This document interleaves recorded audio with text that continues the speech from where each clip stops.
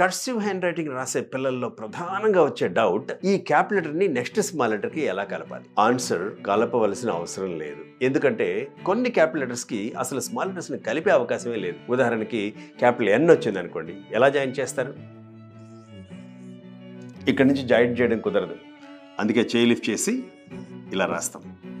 అంటే పి వచ్చినప్పుడు, ఎన్ వచ్చినప్పుడు, బి వచ్చినప్పుడు జనరల్గా కలపలేం కాబట్టి ఈ కాన్సెప్ట్ని జనరలైజ్ చేసేసారు. ఏ క్యాప్ లెటర్ వచ్చినా సరే చేయి లిఫ్ట్ చేసి మరీ దూరంగా వెళ్ళిపోకుండా దగ్గరగా స్టార్ట్ చేయండి. అలాగే ఒకటి కంటే ఎక్కువ క్యాప్ లెటర్స్ వచ్చినప్పుడు కర్సివ్ క్యాప్ లెటర్స్ని వరుసగా వాడకూడదు.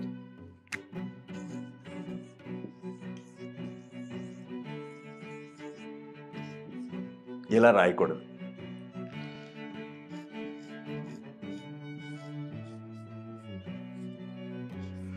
ఒకటి కంటే ఎక్కువ క్యాప్ లెటర్స్ వచ్చినప్పుడు నాన్ కర్సివ్ క్యాప్ లెటర్స్ లేదా బ్లాక్ లెటర్స్ మాత్రమే వాడాలి. అలాగే కర్సివ్ హ్యాండ్ రైటింగ్ రాస్తున్నప్పుడు ఫస్ట్ క్యాప్ లెటర్ని నాన్ కర్సివ్ లేకుండా చూసుకుంటే మంచిది. ఉదాహరణకి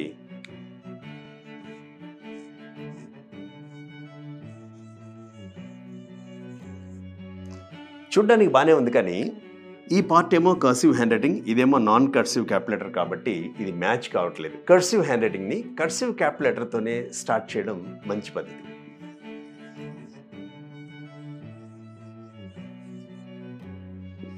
ఇలా